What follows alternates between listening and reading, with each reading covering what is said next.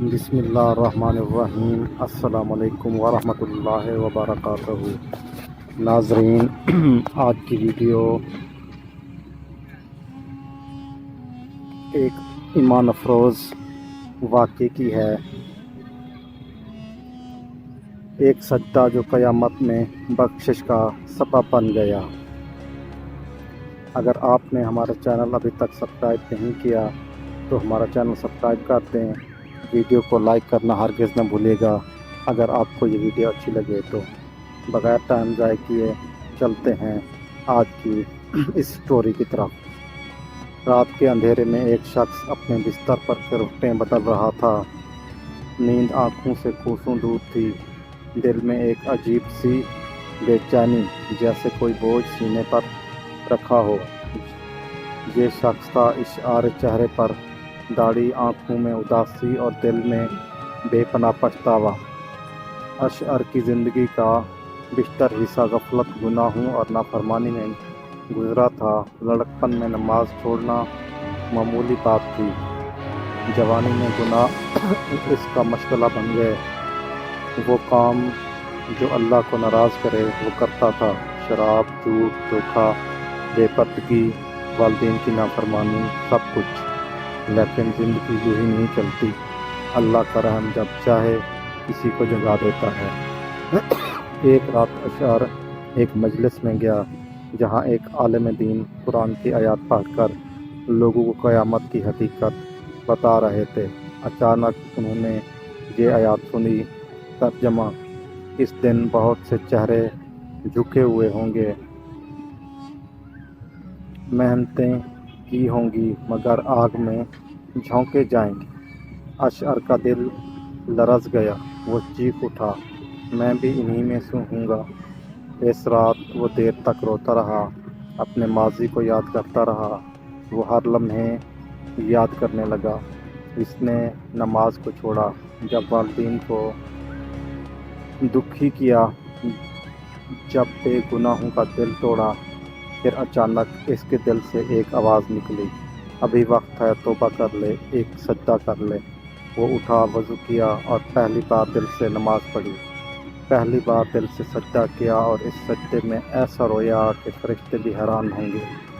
یا اللہ، مجھے معاف کر دے، میں تیرے در پہ واپس آ گیا ہوں۔ دیر ہو گئی لیکن اب میں تیرا ہوں۔ یہ سجدہ وہ سجدہ تھا جس نے اشعر کی زندگی کو پلٹ کے رکھ دیا۔ اس کے بعد اس نے ہر نماز وقت پر ادا کرنا شروع کر دی، قرآن کو دل سے پڑھنا شروع کیا، ماں باپ کے قدموں میں بیٹھ کر ان کے پاؤں دبانے لگا، اپنے گناہوں پر شرمندہ ہو کر یتیموں، بیووں، غریبوں کی مدد کرنے لگا۔ اشعر بدل چکا تھا، لیکن دنیا میں انسان کتنا ہی نیک بن جائے، اس کا ماضی بعض اوقات اس کا پیچھا نہیں چھوڑتا۔ ایک دن اشعر بازار سے گزر رہا تھا کہ ایک شخص نے اسے آواز دی، او اشعر، تو وہی ہے نا جو شرابی تھا، جو لڑکیوں کو چھیڑتا تھا؟ اشعر خاموش رہا، صرف اتنا کہا، ہاں میں وہی ہوں، لیکن اب میں وہ نہیں ہوں۔ وہ شخص ہنسنے لگا، لوگ تماشا دیکھنے لگے۔ اشعر کا دل ٹوٹ گیا لیکن زبان پر شکایت نہ آئی۔ رات کو اس نے ایک سجدہ کیا اور کہا، یا اللہ، لوگوں کو میرا ماضی یاد ہے لیکن مجھے تیرا کرم چاہیے۔ پھر کچھ دنوں بعد اشعر بیمار ہو گیا۔ ڈاکٹروں نے کہا کینسر ہے، آخری سٹیج پر۔ اشعر مسکرایا اور کہا، الحمدللہ، یہ تو میری بخشش کا ذریعہ بنے گا۔ وہ بستر پر لیٹے ہوئے ہر وقت تسبیح کرتا، توبہ کرتا اور سب کو نصیحت کرتا، نماز مت چھوڑنا، ایک سجدہ، ہاں ایک سجدہ قیامت میں نجات دلا سکتا ہے۔ آخر ایک دن اشعر کو نیند میں خواب آیا۔ خواب میں وہ اندھیری قبر میں تھا۔ دو فرشتے آئے، سوال کیے۔ پھر ایک فرشتہ بولا، ہم تمہیں عذاب دینے کے لیے آئے تھے لیکن رک گئے ہیں کیونکہ اللہ نے تمہارے اس ایک سجدے کو قبول کر لیا ہے جو تم نے دل سے کیا تھا۔ پھر خواب میں اس کے سامنے جنت کے باغ کھل گئے۔ اگلی صبح اشعر کا جسم ٹھنڈا تھا، وہ ہمیشہ کے لیے جا چکا تھا، لیکن اس کے لبوں پر آخری الفاظ تھے، سجدہ وہی سجدہ ہوئی، نجات مل گئی۔ ناظرین، اس ویڈیو سے ہمیں یہ سبق ملتا ہے کہ زندگی کا کوئی پتہ نہیں ہے۔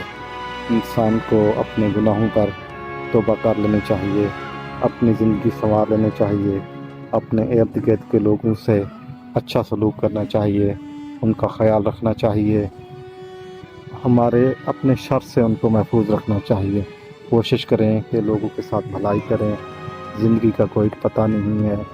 اگر آپ کو ہماری یہ ویڈیو اچھی لگی ہے تو اس کو لائک کریں، چینل کو سبسکرائب کریں، ویڈیو کو اپنے رشتہ داروں اور دوستوں کے ساتھ شیئر کرنا ہرگز نہ بھولیے گا۔